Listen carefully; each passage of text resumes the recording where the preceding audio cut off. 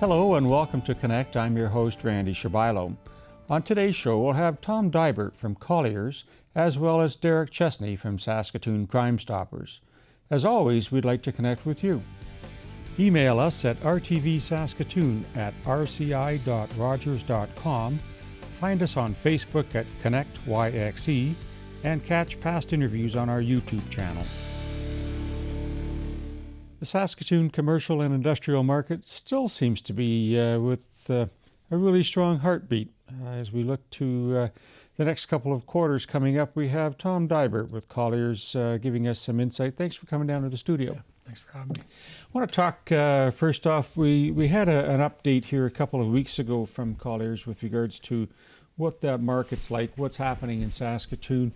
And the biggest takeaway that I got from that was we seem to be firing on all cylinders. There are some hot spots, but generally speaking, things are pretty good. Mm-hmm.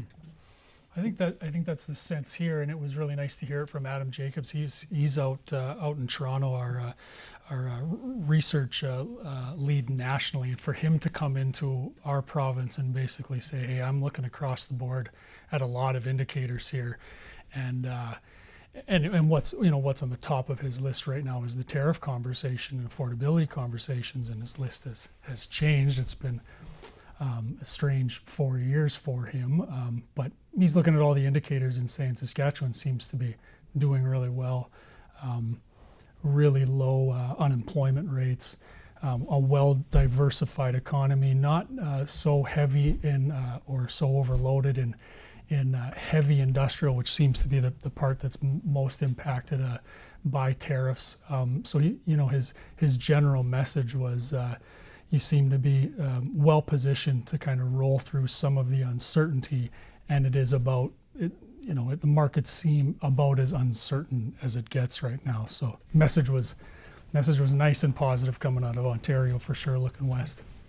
I would imagine someone like that who's in some really hot spots, if you will, and see some extremes, to come to Saskatchewan and see some things just generally in balance.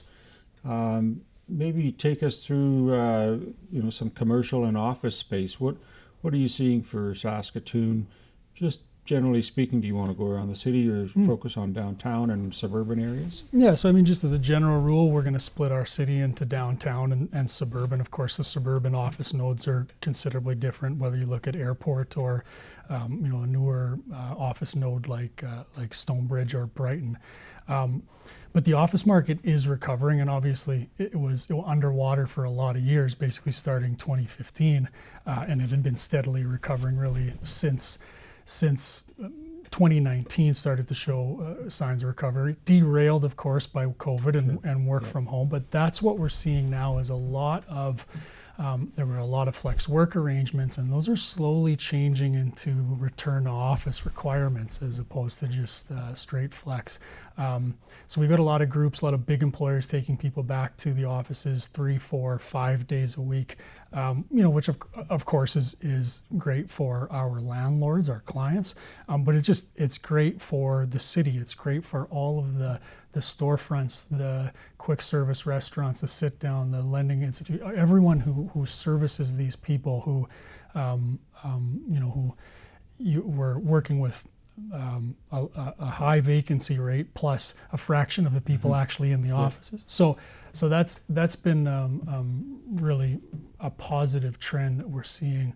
A lot of the one of the trends that Adam that actually is forecasting to an extent is an increased need in kind of financing, advisory, and consulting services, which also might expand kind of that office requirement as well. So we're looking at a suburban office market of maybe 7% vacancy, in a downtown still probably 14-15%. That's a decent amount of space, but it's all going down, and we're seeing in the last 9 months, 12 months, a lot of office activity. So that's positive. Good to see some movement and people looking downtown again for sure. Do you see maybe Canada-wide, we hear some things about head offices relocating to different cities and so on. Saskatoon isn't home to a lot of corporations that make this their base. But we're starting to see, at least I've been reading about a lot of mining and exploration companies who are relocating here, architects, engineering firms, who need that space. Do you see that demand coming into the market from your stand? Yeah, I think we'll start to see it again. We did see a big balloon back in 2011 and 12 as all of these advisory services, engineers and architects particularly, bomb into the market and help work through a lot of huge capital projects, mainly mining, oil and gas focused, and that's still here. And there is a lot of requirements for that kind of white collar work, groups coming in from out of, and we do out of market, and we do punch above our weight. From a headquarter perspective, we had a lot of big companies here, but yeah, certainly still lots of movement in the engineering world, and just a general positive absorption of office space, which is just good all around.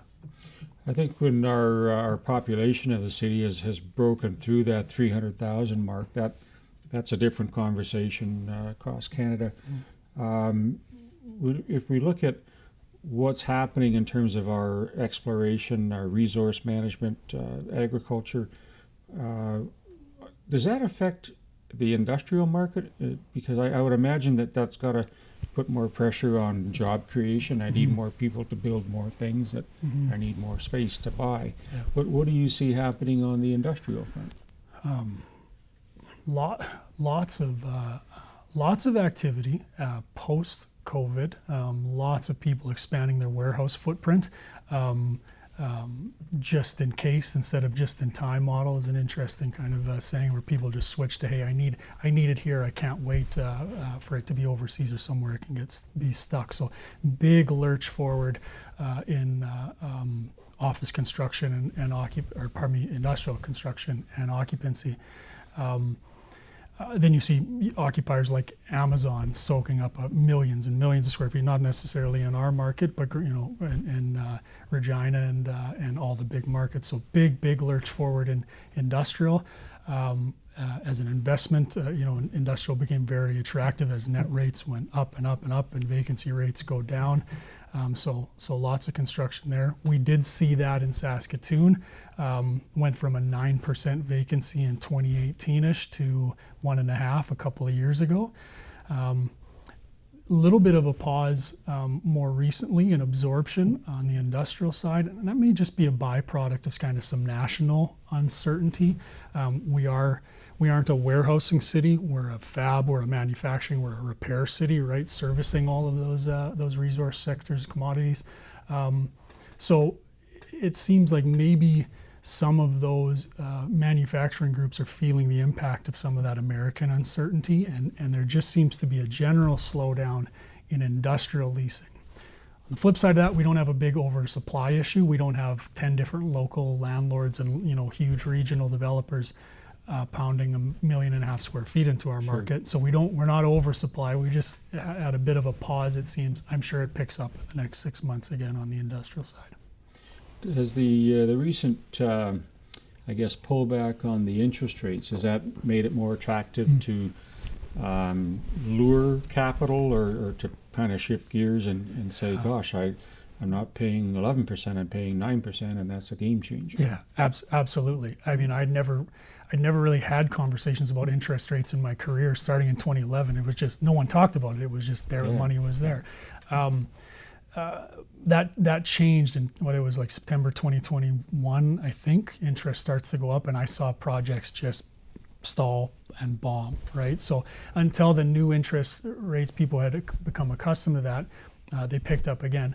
Now interest rates are kind of off the table, but cost of construction is the main concern. So unfortunately, I have seen 4 different projects that I've worked on personally shelved, just because they had a number in their mind of, I'm going to put up this 15,000 square foot steel box for $190 a foot. Whoops, that's $240 a foot, and it pushes you back into the leasing conversation. So that could be a little bit of the side story on why we're not seeing a ton of industrial leasing. Is we are still seeing an increase in commercial permit values, which means people are building their own spaces, which I think costs the construction.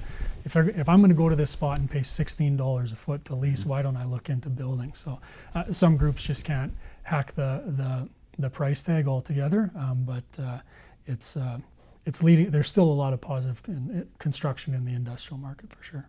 So there's it's ignited and it's burning. It sounds like, and pleased to hear that, because I know when we drive through the city or around the outskirts, there's stuff happening, and cranes and cement trucks and roads getting built in the middle of nowhere. Does that mean that more opportunities are there for people who are moving here, who are living here, that they have opportunities for jobs? I guess you have the immigration, but they need food and supplies and cars fixed and cars to buy. Does that affect everything from 8th Street to those suburban malls and all of those outskirts that you're talking about in Brighton as an example? Yeah, absolutely. I think everyone knows, you talk to a business owner and they're struggling to find the people to execute on the jobs that they're either trying to secure or they have secured. That's a big time challenge. I think that was one of the things that Adam pointed out is our unemployment rate is 4.9%. I think that was one of the lowest in the country and considerably below the national average. So it is challenging. And whether it's a quick service restaurant trying to hire employees for a night shift or framers or whatever it is, people are having challenges filling positions.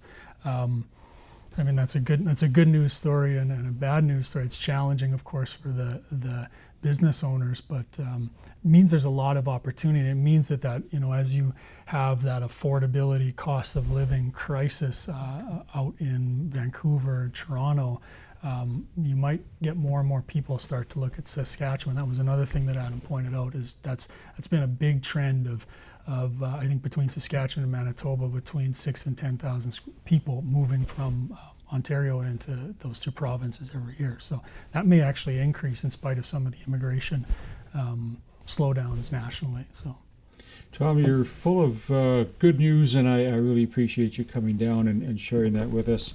A lot of depth that you bring to the conversation, so thanks for your part in all this. Best of luck this year. Thank you very much. Stay with us. We'll be right back.